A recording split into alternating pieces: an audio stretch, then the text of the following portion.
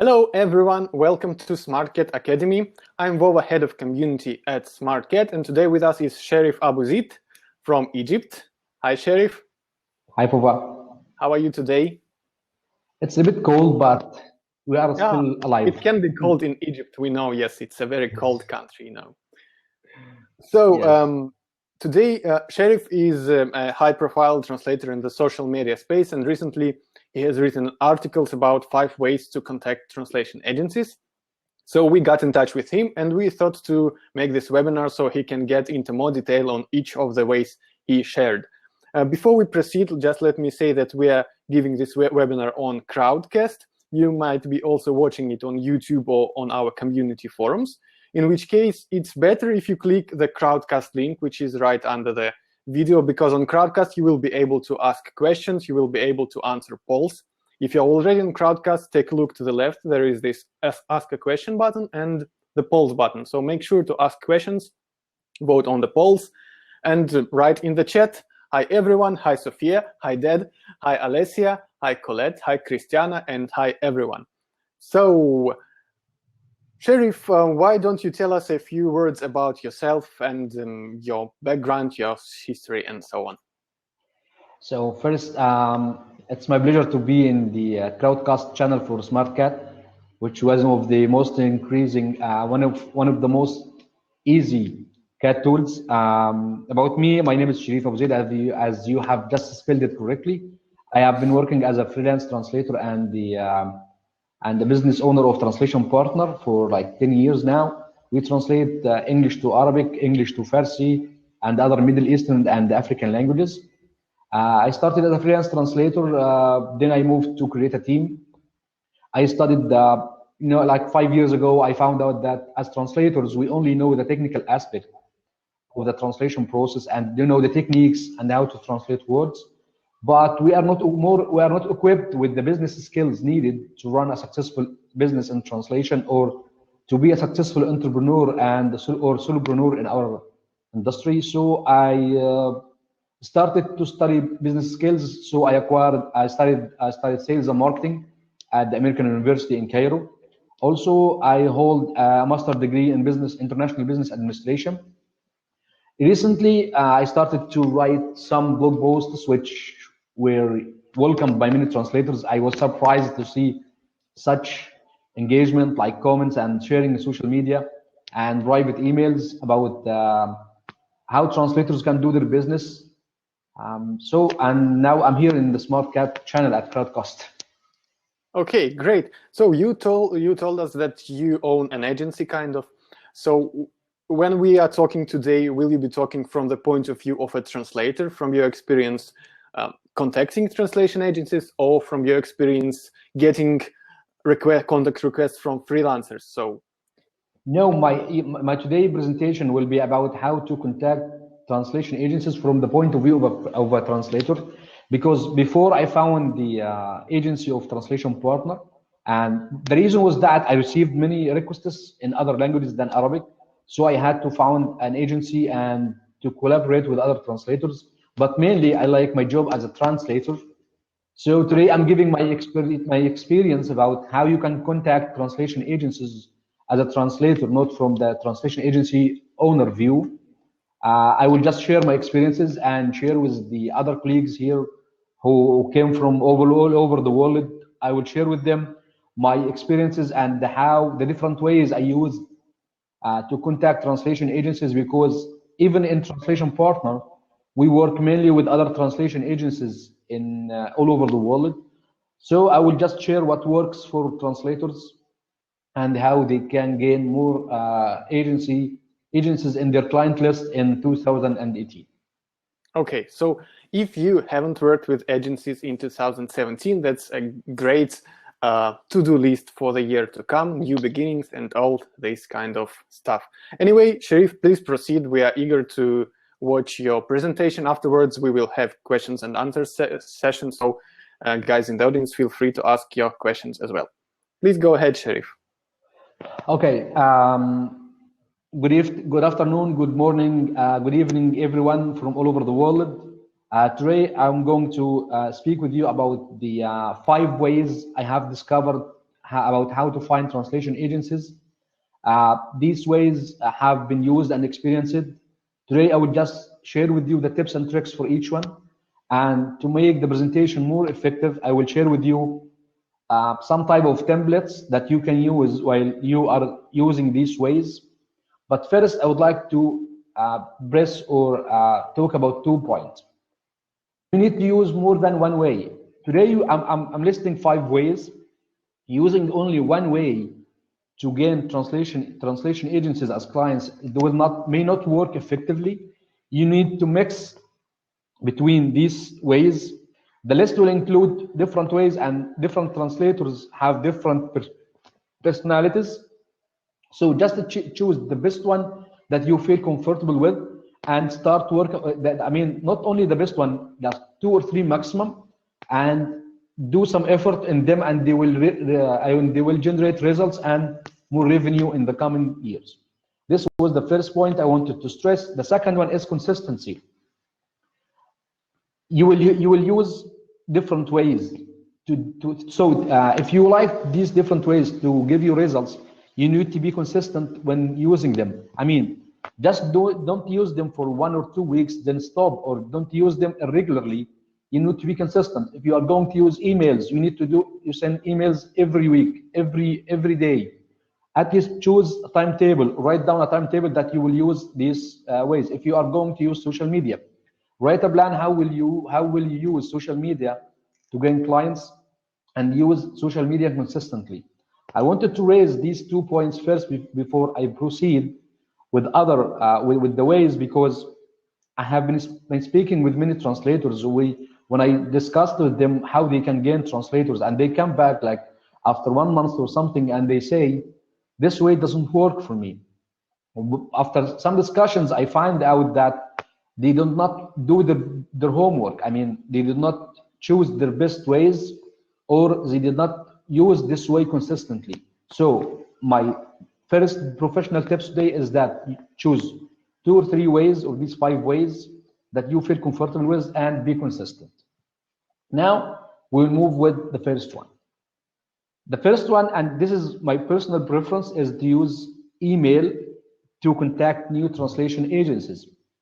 And to use email effectively, you need to have a list of translation agencies that you need to contact. This list, I mean, don't wait till you have a complete list. Just make a list of 100, like 50 or 100, and start to contact agencies through email. But to use email effectively, you need to do some things. First, why I love email. I love email because I can send email anytime and anywhere. We all have smartphones now. I can't imagine any freelance translator. I can imagine that 99% of freelance translators, they have smartphones. Maybe they have tablets or other smart devices and laptops. Every time we are surrounded by different ways that we can use email. So one of the best aspects of using an email to a contact translation agencies that you can send an email anytime, even through your you can reply from your smartphone, you can use your tablet, or you can use your laptop to reply to clients. Also, email is accessible for us as translators because we know how to use it. We know the etiquettes of how to write a business email. And also I have an article I will share in the show notes about how to write an email. So I prefer to use email because I can send it anytime, anywhere. But the problem is that you can send an email, but what is the form of the email? This takes us to the second point. The form of the email is that it needs to be an organized and a short one and simple.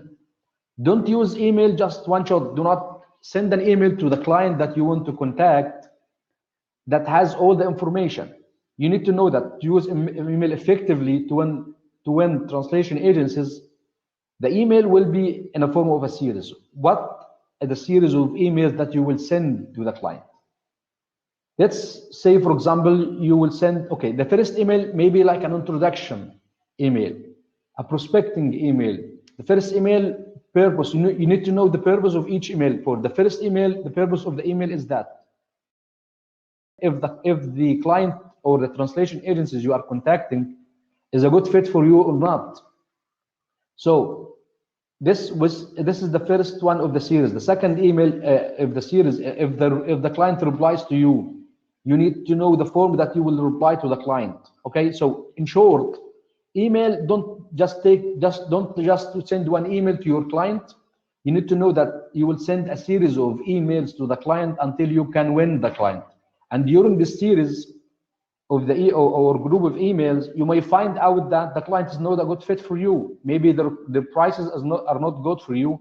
Maybe their terms and conditions are not good fit for you, and you can cut in the middle of the process. But the main point here is that know that you will send a group of emails, not just one email that contains your name, your language services, your prices, your qualifications, and everything. Okay. The second or the last one is that keep it short, keep it simple, keep it organized. Keep it short. Do not give a lot of information in one email to the client, because this way the client will be overwhelmed. He maybe in the first email he just need to know one certain information. Maybe he just need to know your prices. Maybe he just wants to know your qualifications. So don't overwhelm the client with a lot of information and hide the important ones. This is what is meant by short. Keep it simple. Just ask for one information or two maximum, or provide 2 or 3 pieces of information in each email. Keep it organized. By this I mean that don't write in bulks of paragraphs. Try to use subheadings. Try to use the power of bullets while you are working, or while you are writing the email that you will use to attract the agency.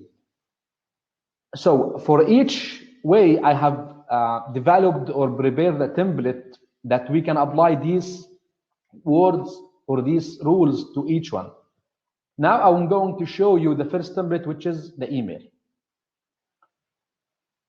As we said, to use email effectively, you will send a group of emails or a series of emails. This one, I will consider it the first one email, and we can call it the introduction email. And we will use one example through the 5 ways. The example will be of a native French translator that wants to contact an agency, and his name is John. The vendor manager name is Anna. As you can see, the email is very simple. I don't write a lot of information. I just introduce myself. Hi, this is John, my native language, and I wrote that I know XYZ works in English. This means I'm talking to this agency itself. I'm not sending a mass email. This all happens in the subconscious of the recipient of the email, and in our case, it's Anna. Also, I tried to provide to ask for information. XYZ might be interested in my translation services, as I have 5 years experience in French translation and a college degree in translation. Sorry for my typo for the N, it should be A. Can I send my CV for your review? Okay, the start of the email, I introduced myself. I just added 2 small paragraphs, okay? And I concluded the email with a question. I did not attach my CV to give the client a chance to ask me for more information. Once the client asks for more information, that means he is engaged with you. And this is the main point of doing the sales or doing the marketing aspect. I mean, the main point is that to start a discussion or a conversation with the client. Once you start a conversation with the client, you will gain more information about them. You will know more about them. You will give them, we can say, a customized or a personalized type of communication, just talking or directing your conversation towards what they need, not what you want or what you need. So the first way was email. We said we need short, simple, and organized. You will send a series of email to the client if you like to gain more clients using this way. Okay. Now we will move to the second one. The second one is using the phone calls. Phone calls needs a lot of training. I mean, I use phone calls sometimes not only to make meetings with my clients, but also to ask new clients if they are interested to do business with me. Phone calls needs training, yes. They need skills, yes, but they are quick. If you are going to use if you use phone calls, most probably you will be in touch with the decision maker, which in our case, the vendor manager in the translation agency. You will reach the decision maker more quickly.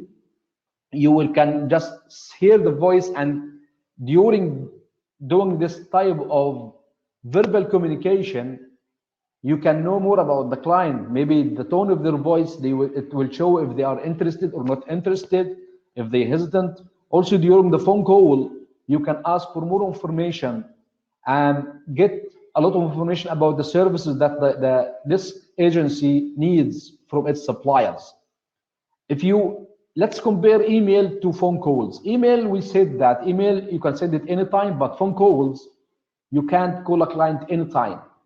You need to contact the client in their time zones, which is a limitation if compared to the email, which you can send at any time. Even you can use type of softwares or applications to send the email at a specific time or at a certain time. But phone calls, you need to be in the same. You need to call the client while they are in their office hours. Okay, but still, the phone call is one of the best ways to contact new agencies because it speeds up the process. If you need to more a piece of information about the client in an email, the client may not reply to you immediately. He may just add the email to their tasks list and forget about it. But while you are in the phone call, while you are in a phone call with them, you can ask as many questions as you can if they are not too busy. So this will speed up the process. Also, you can get accurate information. Like if you email, you will just write down some words. I don't know. You cannot add your emotions, or you don't know the emotions of the other party of the communication process while using email. But using phone call, you can get accurate information. But use phone calls effectively, you need to do some steps. You need to be prepared for questions.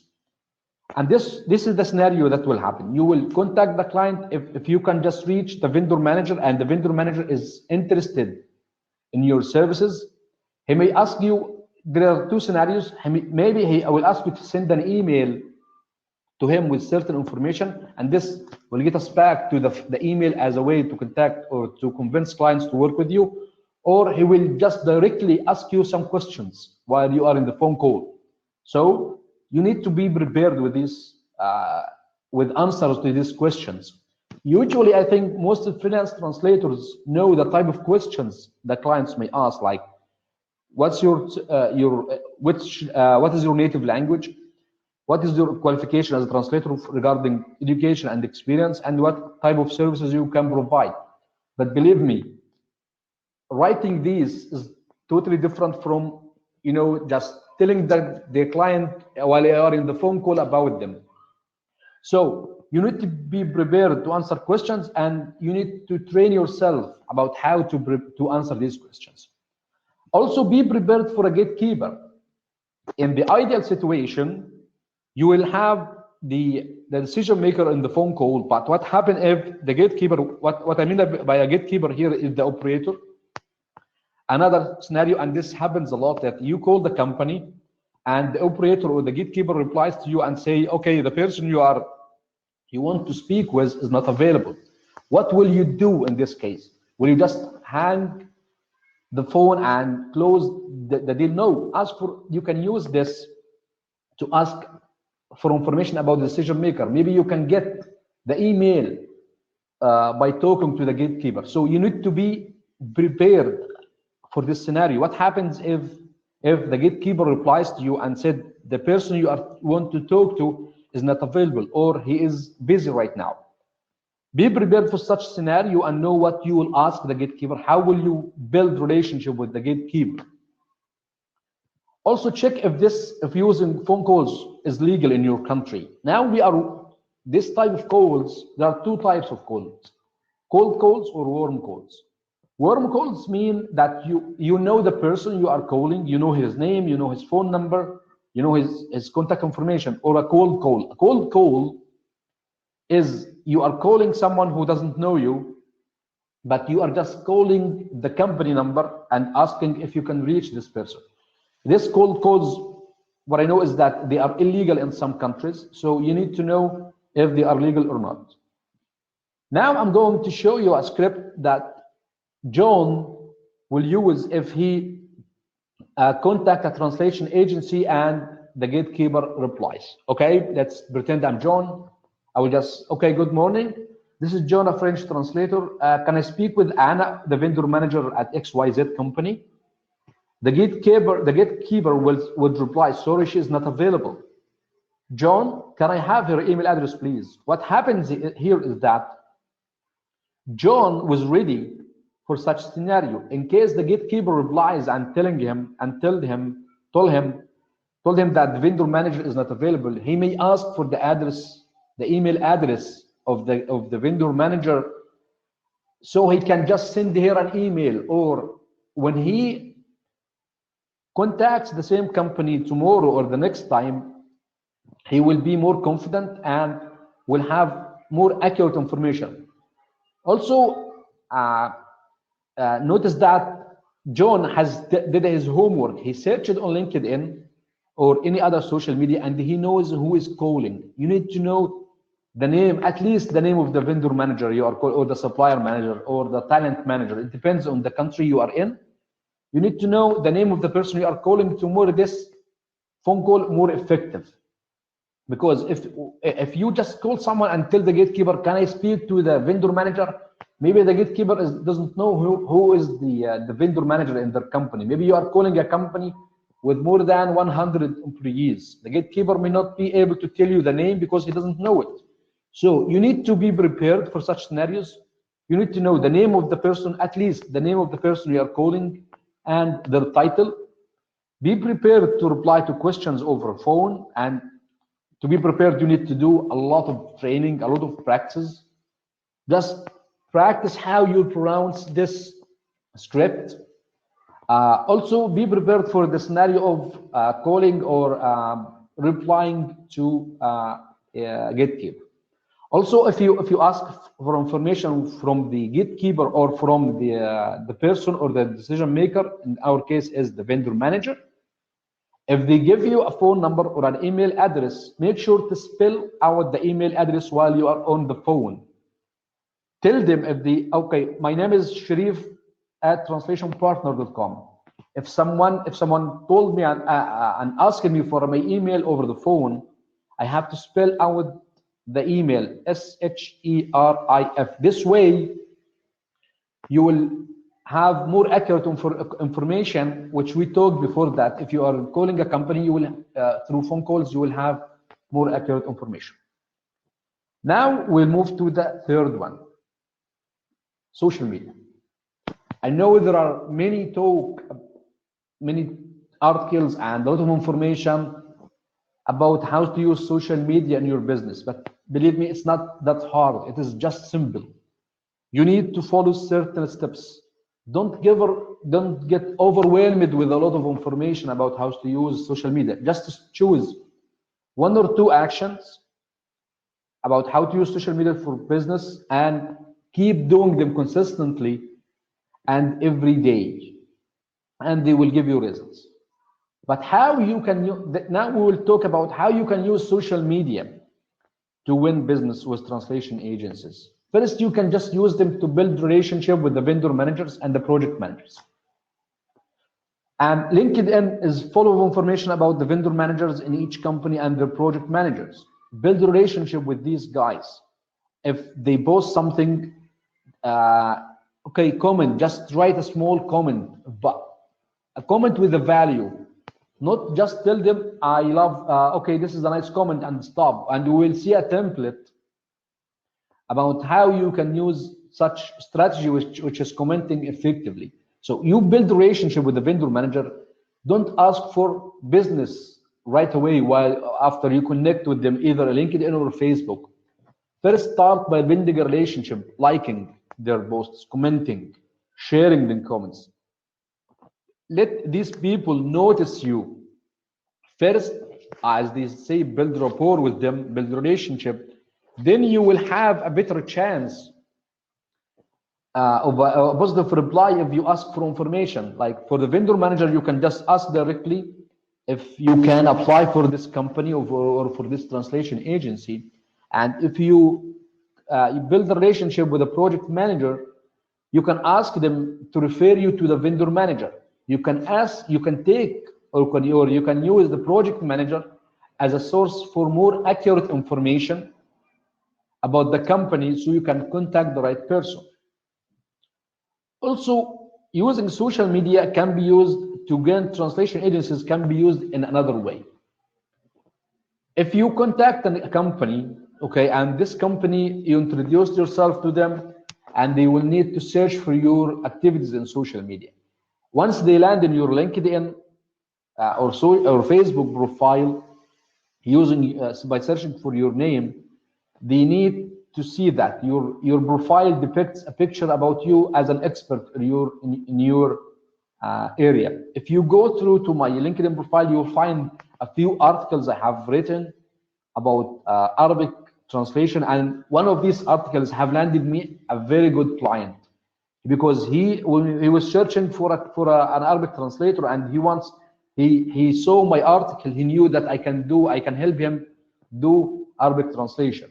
So use the social media to build relationship with the vendor managers and project managers, also to build an image for you as an expert by posting translation related news or articles, also by commenting to other articles related to our industry, okay? And this will, in return, by this way, you will build a professional profile. By commenting, posting, sharing, and adding more information about yourself in your profile, that way you will build a professional profile. So if a client lands on your profile and he's looking for a person like you, or you applied for the agency and they had a look over the profile, they will see you as an expert in this area.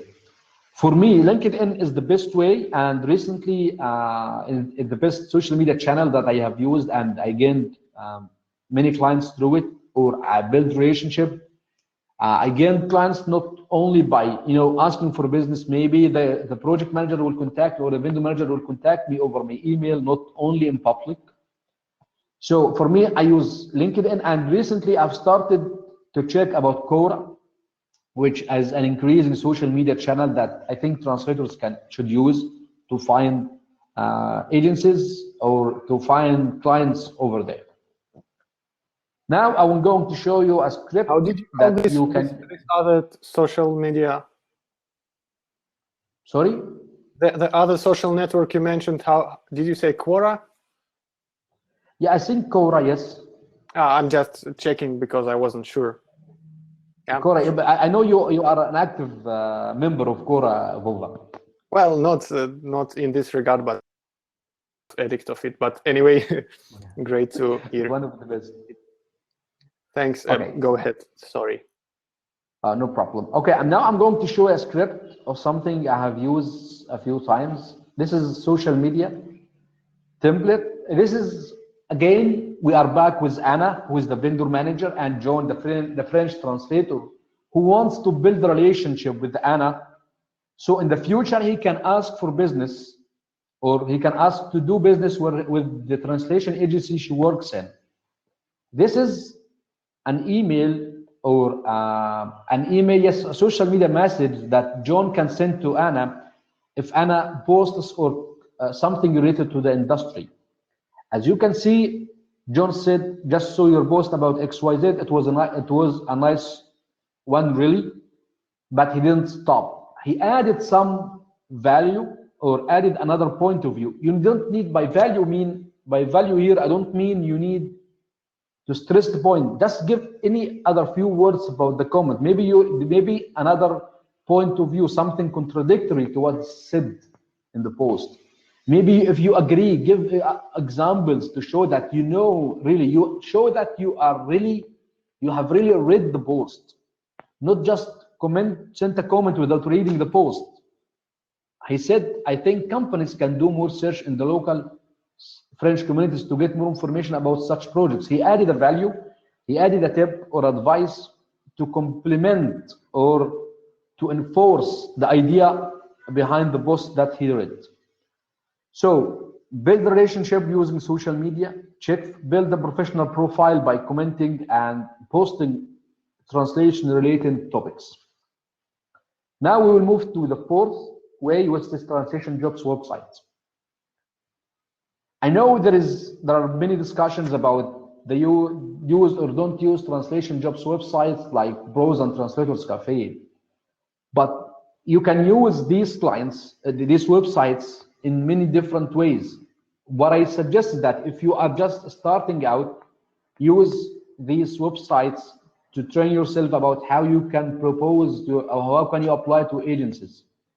It's not needed that you will win every bid in the translation websites, platforms such as Pros or Translators Cafe, but I think we all agree that these websites is a great database to find about translation agencies. Many translation agencies use these websites, at least while they are just starting out, use freelance translators. Many agencies use these websites to find or to build their own database of freelance translators. So you can use these websites either to apply for jobs, to bid or to offer your services to these jobs posted, or you can use you can use these websites to check for the names of companies or translation agencies that might be in need for your services. Because if a company posted a job about a French translation, definitely they will need to add French translators to their database. If a company published a job about they need freelance French translators, that means they have more work. Possible they may not have, but at least there is a high possibility that they will need freelance French translators in the future. To use these websites effectively, you need to build a profile that shows your only translation related expertise. If you have worked as a teacher or something, don't include, or a trainer in any other area not directly related to translation, don't include this experience in your profile. Either it's, even if it's not only in the translation websites, maybe it's in LinkedIn. If your profile in social media and other websites need to convey one message only, that you are a translation professional, nothing else. Not you are a social media manager, not you are a painter, not you are an artist, not you are a teacher. It needs to imply this. It needs to convey one message, that you are an expert in translation only. Even if you are writing your CV, also like your profile, this CV should indicate that you only work in translation, okay? And you can prepare different CVs for different specializations. Like we said, okay, what happens if you work in two fields, in technical translation and in legal translation? These two fields are not related to each other a lot, so you need to prepare two different CVs. You can use when you bid or apply for jobs in these websites, in translation websites.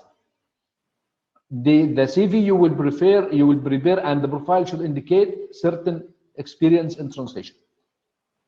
As I said, I prefer beginners to use translation websites, translation jobs websites, because they can train themselves about how to apply.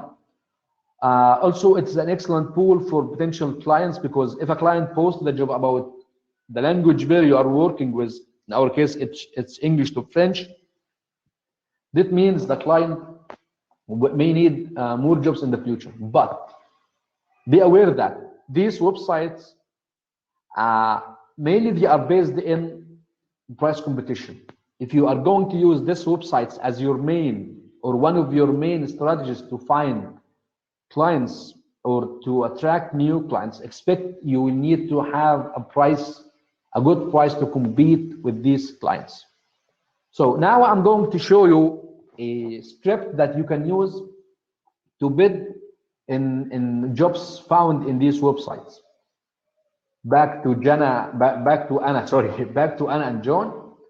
In this situation, Anna posted a job in pros, and John wants to apply for this for this job. As you can see, we have used the same techniques used to send an email to a company, or a very close techniques to send an email to the company, and we applied the same rules while bidding or offering your services to a client who post the job in pros.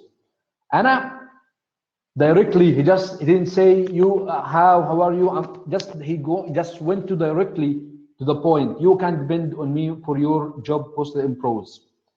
Technical translation is my main field of expertise, as I have translated around 300,000 words in the last 3 years, including manuals, fact sheets, and other documents. I have 5 years experience and hold MA in translation studies. My rate is 9 cents per word research work. Let me know if you would like to review my CV. This one has a lot of information. Yes, it's contradictory to what I said in the email, but still, this is a different scenario. In this situation, the client is checking different offers, different applications. You need to provide as much as information as you can to be different from other translators, but still, it needs to be short, it needs to be simple, it needs to be organized. Also, as you can see in this script, I think I used the word I and my just twice. Okay, because always try to make the offer letter or the bid reply or the email, try as much as you can to make it about the client, not about yourself. Don't always say, I have experience, I can do, I can offer, I am the best translator. Try to offer the benefits or the values that you can add to your client. As you can see, the first one is you can depend on me. I'm grabbing the attention of Anna. Also, directly I've said I have the required expertise. This included the number of years I have, which is in our case 3 years, and the words in numbers, 300,000 words. Okay, use the power of numbers while you are doing such offers, because by using numbers you are giving certain information.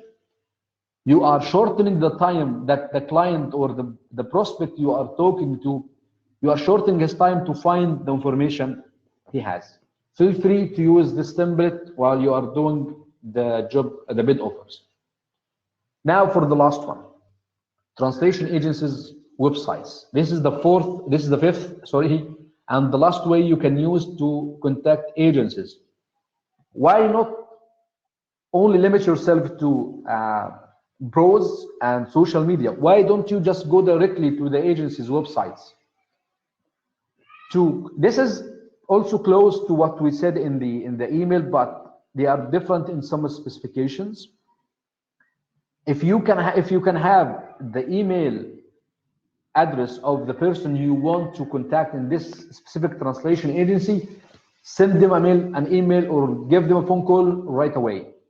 But what happened if you don't know the name of the person? You have done your homework, you have searched in social media channels, you have searched on the company or the agency website, but you didn't find enough information. What you can do? You can use their own website to attract them.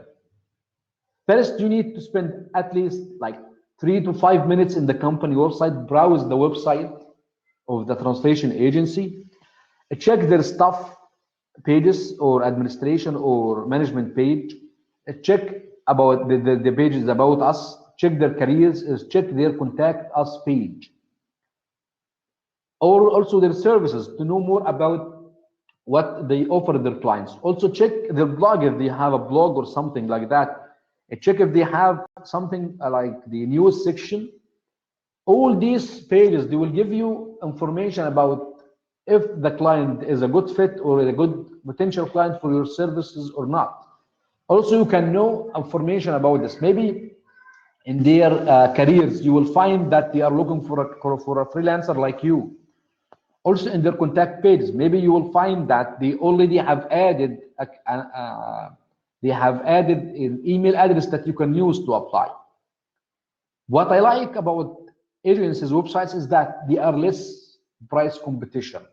If we go back in the previous way, like the translation websites, platforms or websites, there is a huge competition over there. But if you contact the agency in her website or through email, most probably the price competition will be less, because in this way the client is limited to a few number of translators, whatever this number, but still he doesn't have an open market like Browser Translators Cafe, for example, that a lot of qualified and less qualified translators can apply. But usually he if you contact them the right way and show that you are interested in this company and you have checked their website, you showed them that you did some effort before contacting them, you will grab their attention.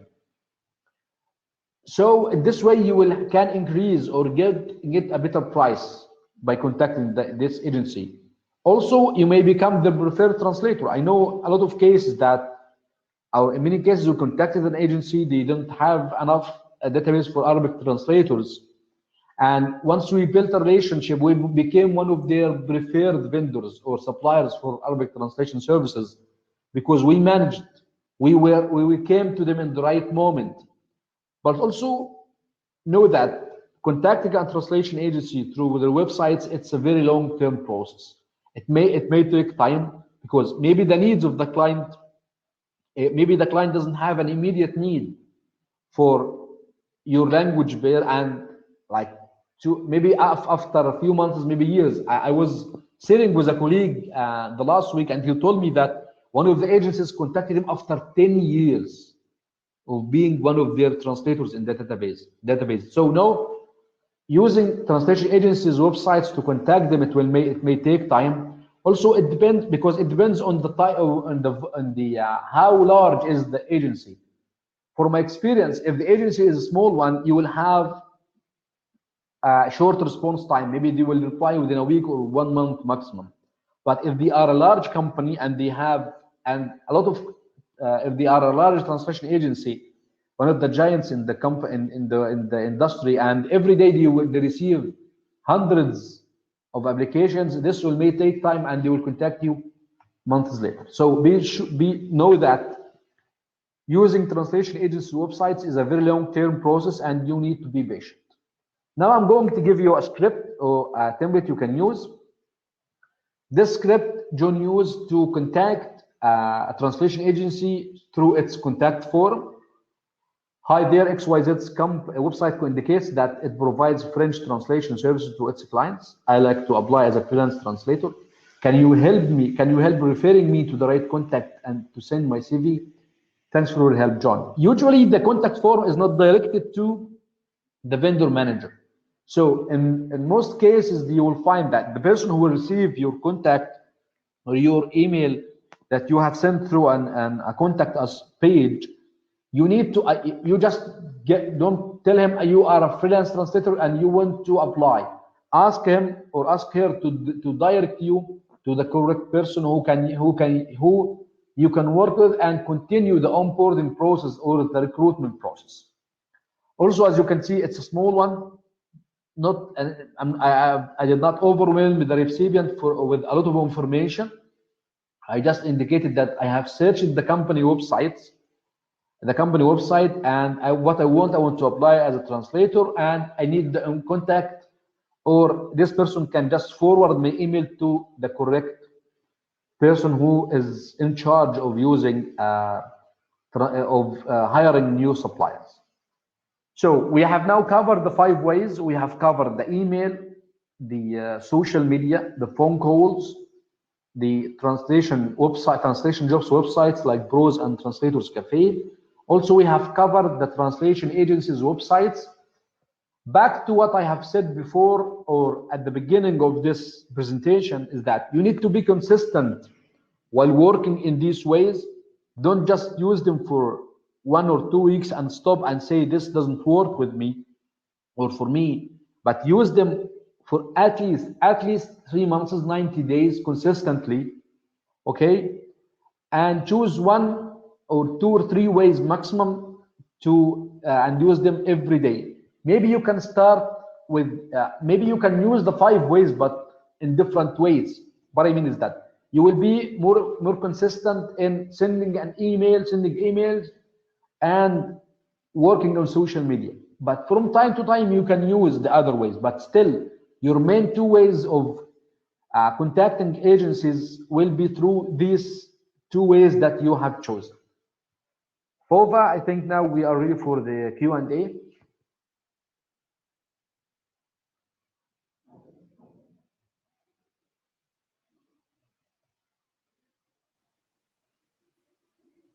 Sorry, I need some time to turn on my mic. Let me unfocus the presentation. Maybe I will close it all together. Thanks a lot. That was very insightful, Sherif.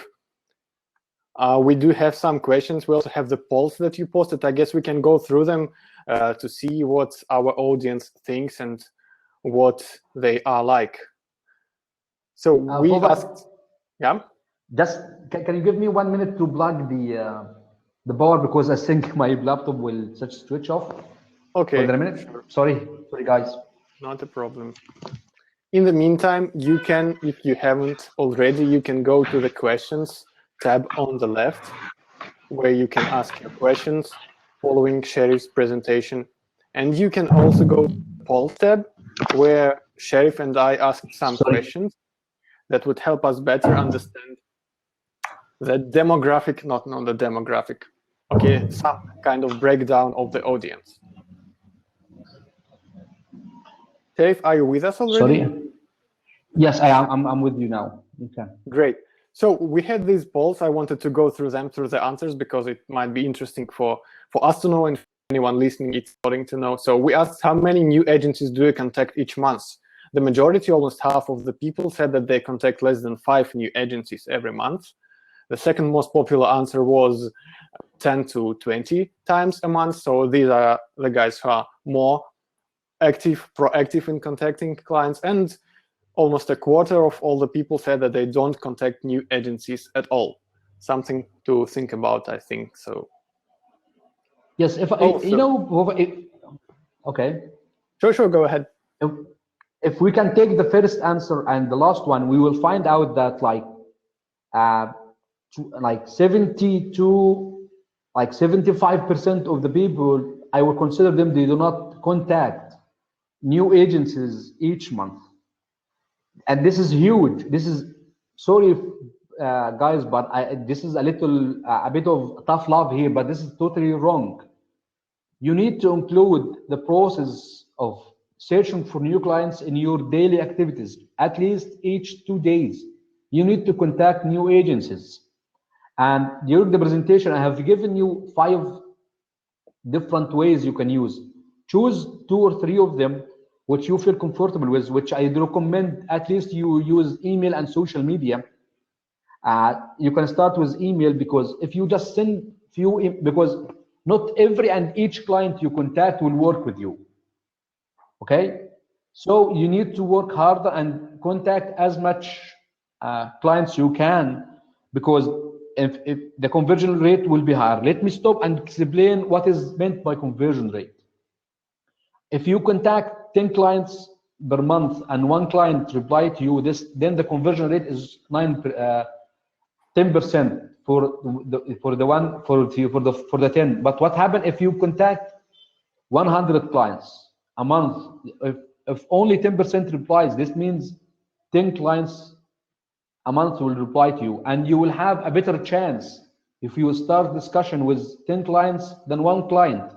10 clients you may close, or you can be one of the translator for, like, you can be a translator for 2 of them. But if you just send 10 emails a month and you got 1 reply, and this client may not be fit for you, or he doesn't want you, or doesn't want you in here or in their database, that means you have lost the clients. So in short, you need to contact as much client as you can in a consistent way, so you can increase the revenue you have. Okay. Good advice. So next one, we asked, how often do you bid for projects on websites such as pros.com? And 56% said never or almost never, and 37% said from time to time. Only 1 person answered that they do so regularly. This is much better than the first one. I think so. Yeah. Almost the same situation. Yeah. Yes. Maybe the question was direct about bidding for projects, but if you don't bid, what I will recommend is that you contact the company in the future.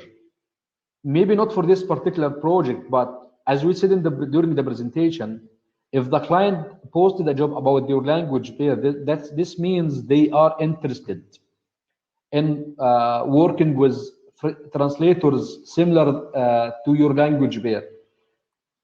Once the client posted the job, there is a higher chance that this client really needs your services. So if you don't bid for projects on websites such as Pros, maybe you can contact the client later on, a week or 2 weeks after they posted the job, and to check if they need your services. Also, Vova, if you allow me, I don't know if the translators have downloaded or have read my article or not yet, but the article itself, it has a checklist about the 7 steps you can use to use email to contact agencies, and this is one of the most valuable pieces I have written. Allow me to add a link to the article again here. I think it was bonus number 2. It is marked in yellow. You can download the checklist about how to use email, and they have gone more detailed about how to use the email effectively. I have given 7 different steps in more detail about how you can use them. So use the websites like Pros and Translators Cafe to find agencies who have higher chance to work with you, and send them an email using the steps I have summarized in this checklist, and I can guarantee that you will have higher a chance of winning this company, because guys, I have used all these strategies before, so I know how they work. Great, thanks. And by the way, people asked if this presentation will be available and the PPT, if it will be available. So the presentation will be available at the same place in the recording where you are watching it now. And the PPT, I'd ask Sherif to kindly upload it to the community forums once the presentation ends, so you can download it from there. Sure. It seems like my video is broken. Do you still hear me? Yes, I can hear you, and now you are back. Yeah, I'm back. Great. So let's go through the questions then, because we don't have much time left. So Ahmed asked what to do if the gatekeeper told you we don't take phone calls from job seekers and you can use the form on our website. Is it okay to call again, or what should you do in such a case? What would you say? No, in such scenario, I don't recommend to do another phone call. At least you go to the website and contact the agency through the contact form. And if you don't receive a reply, you can contact them again later and telling them, because in this scenario, you will have a scenario you can speak with the gatekeeper about. You can just tell them, okay, I have contacted them and the contact form, so you can ask for information about who is the person who receives these forms, emails, and you can contact him or her directly. Okay, great. I also think that this form strategy can be combined with the social media strategy well, because if they have your if they see you every now and then somewhere on social media and then your CV comes, they're more likely to notice. For instance, if I owned the translation, if I was a vendor manager at a translation agency and I were active in social media groups and I saw Sherif posting there every now and then, so if a CV came from Sherif, I would most likely check it out. So Yes. And that's the point, because they probably will not have time and effort to check in detail every CV they get. That's just the reality. This is what I was talking about in the presentation, about building a relationship and building an image for yourself as an expert. Because even if the project manager or the vendor manager doesn't comment in your posts and your shares, but he sees you, he can see you every day that you post, and he can see what you share in their timeline. Within time, they will have a certain image about you in their mind, and at the right point, they may contact you, or if you contact them, they will definitely remember your name. Yeah. So let us go through a couple more questions. From Sophia, a question: can't it be good to comment you were, for example, a lawyer before, if you are applying for a legal translation? So Yes, because you mentioned that you is, shouldn't mention any other experience but translation, I think that's where it comes from. But if you have a certain experience related to translation, in our case, like the legal translation and the lawyer, or a medical translation and a doctor who has experience in this field, definitely add this information to your profile, and your CV, because it will give you a more competitive advantage to your offer or to your email, and totally you will be different from other translators, because not every translator has an experience in legal, has an experience as a lawyer or as a doctor. So definitely, if you have a certain experience related to this field of expertise or this subject area, added, like a lawyer or a doctor. Yeah, that's also what I thought about. You get a contract that is about some technical stuff, in which case it definitely makes sense to mention this experience together. So I had a question I thought we could talk a lot about, but we don't have much time. But anyway, we can take another 5 minutes, probably. Sure. Should I go for a bid war when bidding for a job? So, because you said that these translation websites like Prozi.com, they favor bid wars, so should a translator do this? As I said, you need to know, you will expect a more price competition where you are working in such websites. But why not to take it as a step to find better clients, to enhance your experience about how you can contact agencies and how to prepare offers. But also I have mentioned that you need to combine different ways. You just don't depend on one way to win clients. If you go just one way to bid in this translation websites like Pros, you will definitely be in war, and you have a lot of competition about the price. That's why you need to have this strategy in your pocket, along with other strategies, like using email to contact clients directly, and combine another strategies too. Don't just depend on one strategy, which is in your question was the translation websites, platforms such as Pros. By the way, people were most interested about the questions and polls about the translation websites. I guess it's still very interesting for people to know how they work. And one question from Sarah here is that most professional websites ask for payment in order to have access to better services, for instance, Prozi or LinkedIn. Do I have to pay for such services to get better results? Okay, for translation website, Sarah mentioned Pros and LinkedIn. For LinkedIn, I don't recommend you need to use the paid version because it's very expensive. It's not meant for translators.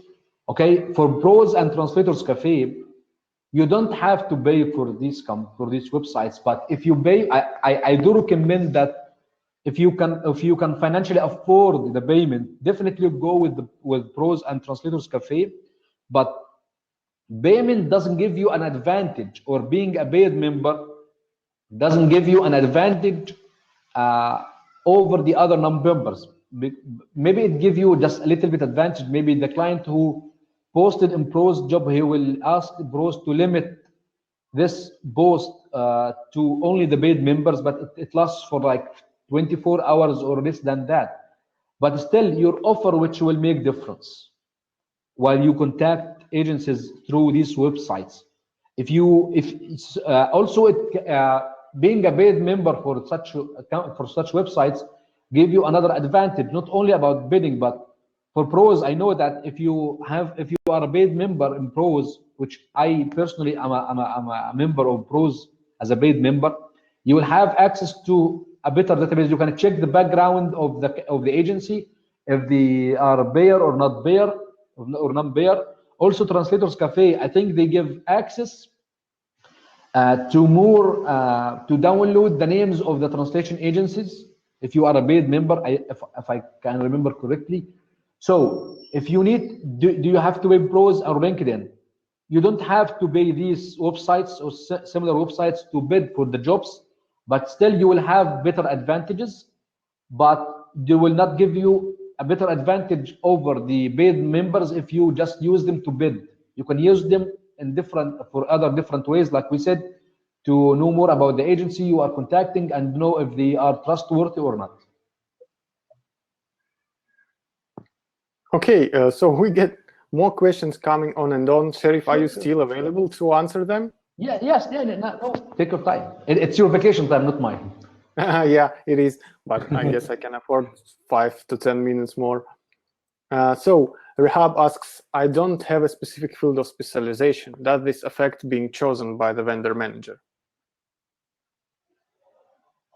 Okay, it depends, but I think yes, because usually vendor managers ask for specialized translators, and if you just give them, even if you just give them a CV with different specialization, it will not, the vendor manager mindset will see that you are not trustworthy because you are giving a lot of information, maybe you are faking it.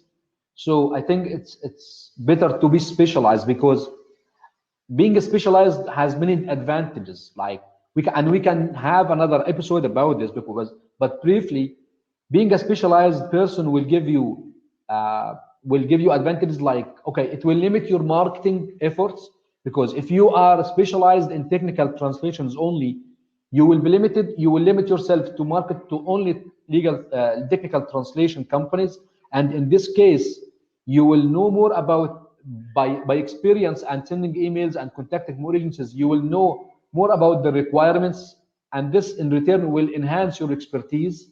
And I mean, it's a totally different story. You need to be specialized, and it will be a very good point for you to also to be in front of those people who need your services. Also, if you are a specialized translator, this will enforce the positioning you have in the minds of your clients. Because if you always depict yourself as a technical translator, once this client have a job, you will be the first one to come to their mind. But if you are not specialized, they will have many other resources to contact before you. So yeah, my recommendation is to specialize. You can check and how to specialize. Check the market you want to. Maybe you can choose something that you love to read a lot about. If you like to read about sports, maybe you can specialize about sports, about science. Also, check if the specialization you want to have has a potential marketplace. Don't specialize in nuclear weapons or rockets for nuclear weapons only, and this in case there's no huge market for this. Choose a market that you can find a revenue in. It's always a balance between choosing it narrow enough to be standing out and wide enough to get any orders at all. Yes, but you know, some translators are niching down to the deeps. I mean, guys, come on. I mean, totally, if you, we can say legal translator, medical translator, financial translator, you can niche down but to specifics, but not too deep. I think it makes sense to niche down to specifics if you are bidding for a concrete job for these specifics. For instance, if you have translated 10 cryptocurrency white papers and now there is a project about cryptocurrency, it does make sense to narrow it down and maybe even mention that you have I don't know, majored in maths or something like this. That's the case where it might make sense to. So another question from Marisa, from Xantra, from Marisa. Do you recommend joining a professional translators organization to improve your profile? Okay, your profile will not be only about the organizations you are a part of. Your profile will have different other parts that will depict your image as a professional translator. But definitely, joining a professional translators organization will add more to your expertise, because in this case you will have more access to papers and research written in your language base that will enhance your expertise, and maybe you will have more access for more qualified translation agencies that may need your expertise. But yes, I recommend joining a professional organization for translators. Yes, if you can financially afford this, definitely do it, because sometimes some of the translation agencies ask this question: if you are a member of any professional agencies related to translation. Yes, go for it if you can afford it, definitely. Great. I think it also makes sense in regards of networking, because you will see the people, a lot of translation agency vendor managers might be there as well. Yes, it will definitely give. I think we shall now be wrapping up. And I promised to talk a bit about how do you improve your Smartcat profile for translation agencies. Yes, we don't have much time, but in any way, I think the points Sherif brought are general. You should be focused, you should not put too many words in it, and you should include only relevant specialization, and you should mention a few specializations, because I've seen Smartcat profiles of people who include, I don't know, 20 specializations, which is definitely not something you should be looking at, should be posting. And about bid wars, I also want to answer when, for instance, I'm looking for a translator, there is always a lot of translators with very low rates, and I usually just skip through them, skip on to something that is somewhere in the median, because if there are 100 translators, everyone bidding at 2 cents per word, it's just impossible to know who of them are really that good, that maybe they are just, I don't know, starting out and they want to get more experience. It's impossible to look through all of these profiles. So if you see a very low rate, you just go on, because there's too many offers. So I suggest putting a medium rate. I suggest adding the specializations, and I suggest being focused in what you write. All right, so Sherif, can we wrap it up with some, I don't know, parting words from you? And also for everyone, we will post this presentation to the forum, to the community afterwards. So Sherif, word to you. Okay, if I can say a few words, it will be marketing or getting new clients is not an easy process, but it only needs consistency and using the correct channels that you can use in an comfortably, you feel comfortable with. So just do your homework and search for the names and send them emails or phone calls or comment on social media consistently, and I can guarantee that you will have at least 10 clients in the coming year if you do this consistently. Okay, thanks very much. And this was really great, and every minute of it was full of value, I think. So we'll be sure to coming back. I think we will have more webinars with Sherif in the months to come. So check back to our Crowdcast channel, forum, and so on. Check Sherif's website and sherifabuzeed.com. And thank you, Sherif, for this. Thanks everyone for coming. And see you next week. Till next time, enjoy your time, and bye-bye, tata. Bye-bye.